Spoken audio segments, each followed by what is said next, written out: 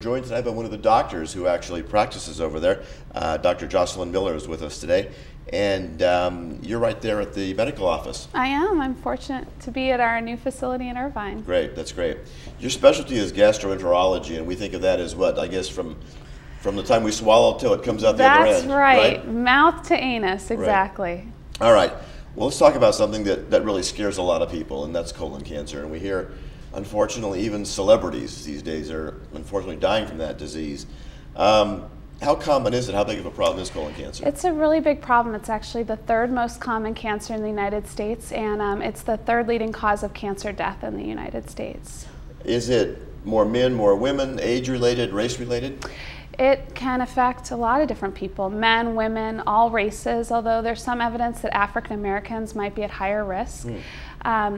Can affect usually people a little bit later in life, over age 50. 90% of cancers are diagnosed in people over age 50, but really it can affect anybody. If you took a room of 20 average people, statistics say that about 1 in 20 will develop colon cancer during their lifetime. Okay, let's talk about some of the risk factors, and obviously we all like to do what we can these days to be preventative.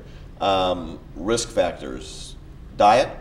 Well, there are some important risk factors. Diet's one of them, and we'll talk about that. Family history is really important, especially... Pick your parents carefully. That's right. Pick your parents carefully, especially if you have first-degree relatives like parents, siblings, children, and especially if those relatives were diagnosed under the age of 55.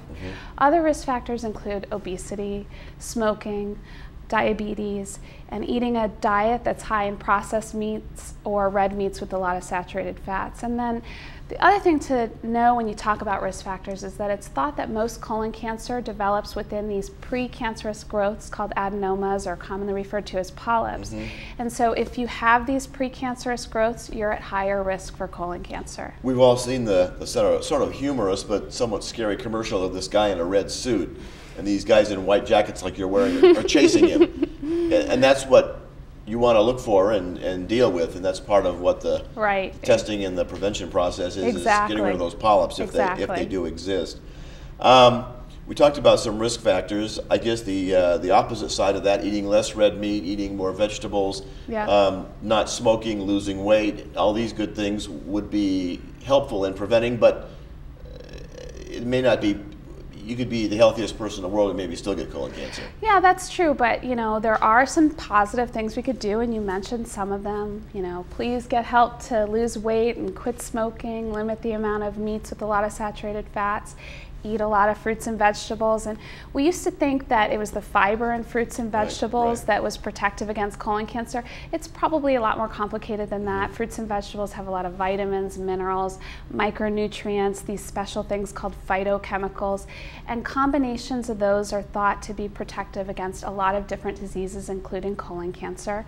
I also recommend a supplement of calcium and vitamin D, because most Americans don't get enough of that in their diet, and calcium is thought to be protective against colon cancer. Interesting. And finally, exercise for everyone. Exercise has incredible, far-reaching mental and physical benefits, and one of those is that it lowers your risk of colon cancer. Interesting. We think of heart disease and cardiovascular things more with exercise. I know a friend of mine several years ago was very proud of the fact he was eating bran cereal every morning, and he goes, "I'm doing my part to fight colon cancer." You're saying the fruits and vegetables maybe are a better option than lots of high-fiber cereal, maybe? Yeah, high-fiber cereal is great for other reasons, but really a variety of fruits and vegetables is your best bet. Right. Well, obviously, we're all scared of the big C, cancer, but let's talk about some ways that maybe colon cancer can be detected, and then before it becomes, well, while it's curable, shall we say. Yeah, exactly. If we can find early colon cancer, we can cure most of those people. The problem is that most people that have colon cancer won't have any symptoms until it's pretty advanced. So that's why we really got to focus on screening, because screening lets us look at people who don't have any symptoms and try to detect those early stages. And in addition, as you alluded to before, with screening we can sometimes find and remove those precancerous growths and actually prevent the development of colon cancer.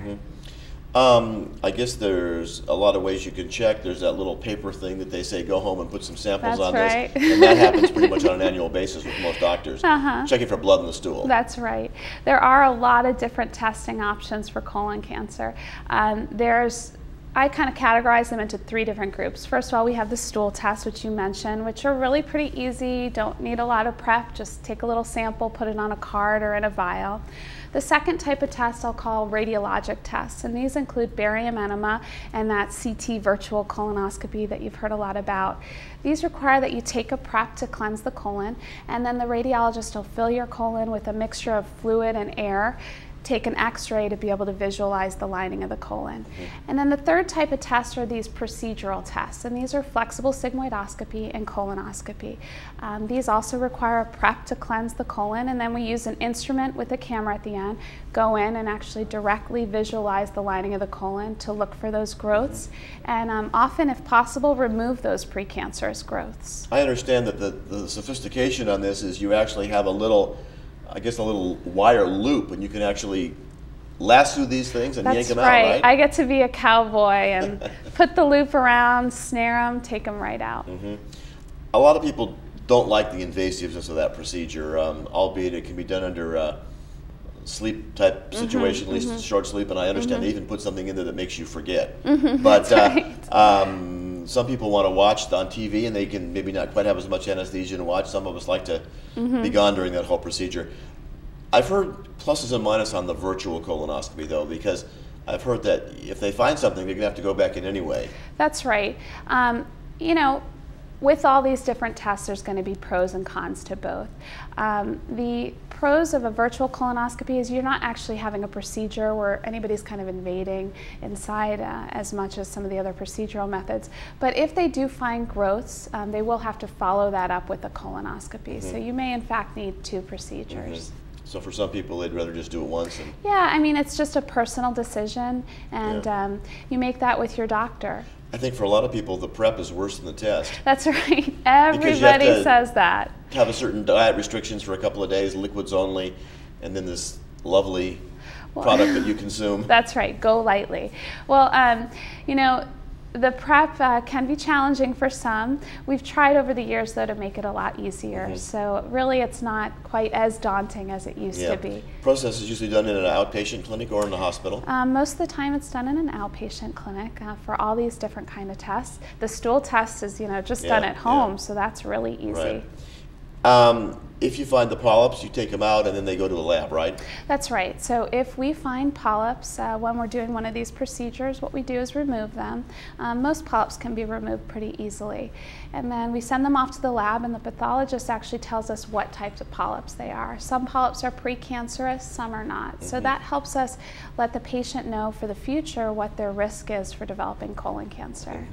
If you find cancer, again, there's treatment options. There are a lot of treatment options, and as I said before, we really want to focus on finding those early colon cancers because those are pretty curable, and often they can be cured either by removing them through the colonoscope, so just with one of those procedures.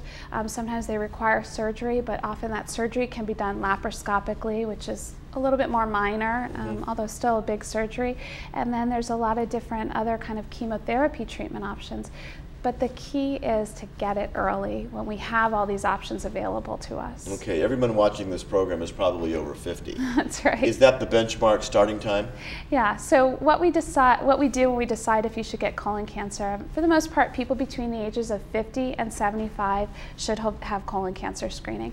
Now, if you're under 50 or over 75, you may still be someone who should have screening, and that just requires a little bit more of a discussion with your doctor where they'll talk about your specific risk for colon cancer and your other medical problems and help decide if it's appropriate for you. How often should you be tested? That all depends on the type of testing you decide to go with. So some of the tests, like the stool test, we tend to do those on a yearly basis. Other tests, like the colonoscopy, which is a little bit more invasive, those we can go 10 years between tests if your test is normal. Okay. Again, individuals are different, and you should talk to their doctor, primary Yeah. care physician, and get referred to a gastroenterologist. That's right. Do you do do you do the testing and the surgery No. in your practice? No, we actually just make the diagnosis, and then usually we send patients who have colon cancer onto a surgeon or an oncologist, whichever is appropriate. Right.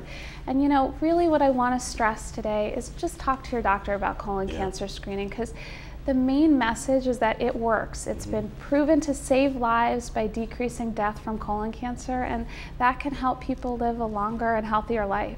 And unlike many cancers, it is very curable, but That's it's right. also very much can be caught in early stages. And That's again, right. there's no symptoms usually, so Yeah. Get screened. get screened. Start at 50, and if it's clear, every 10 years. If not, more frequently as your doctor right. recommends. That's right. Dr. Miller, thank you so much. Good to Thank have you you with us for on the program having me. today. It's been great.